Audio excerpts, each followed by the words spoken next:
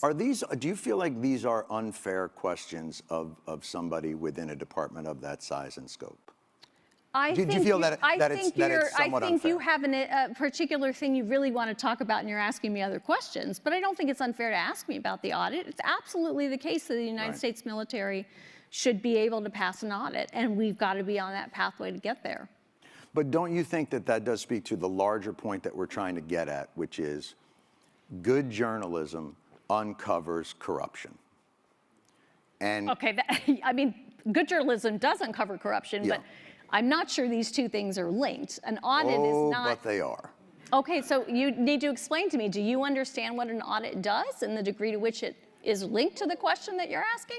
I believe so. Okay, go ahead. Give me your explanation. No, I don't mind learning. So what I would suggest is that the audit that they have in the military doesn't really look at whether or not there's efficacy. It's just whether they got delivered the thing that they ordered.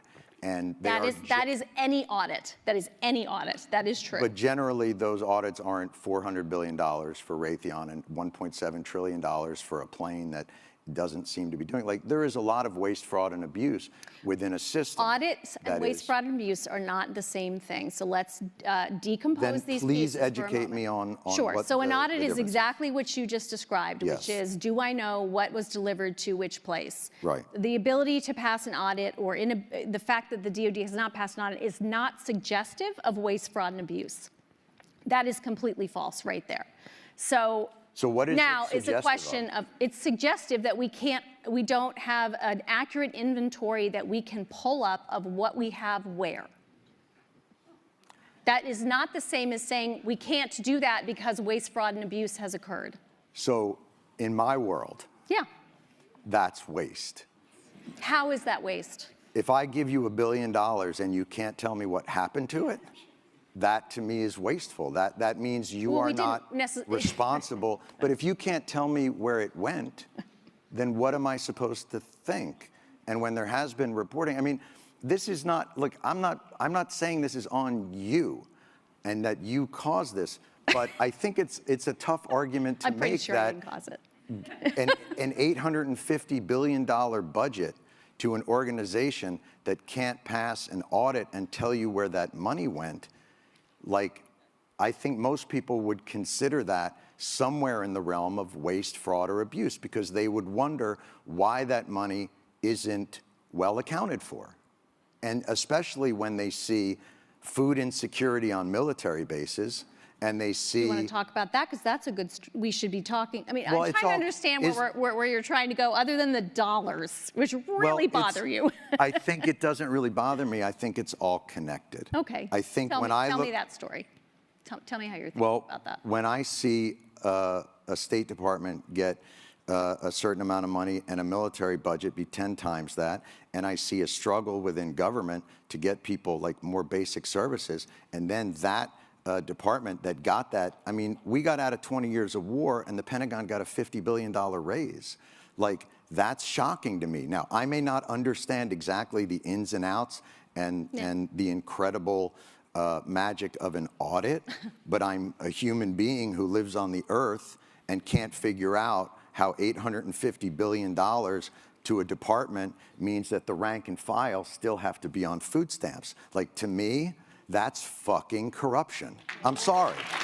And if that blows your mind, and if you think like that's like a crazy agenda for me to have, I really think that that's institutional thinking, and that it's not looking at the day-to-day reality of the people that you call the greatest fighting force in the world. So I get back to this idea of like, I'm not looking to pick a fight with you, but I am surprised at that the reaction to these questions are, you don't know what an audit is, bucko. Like, that's just weird to me.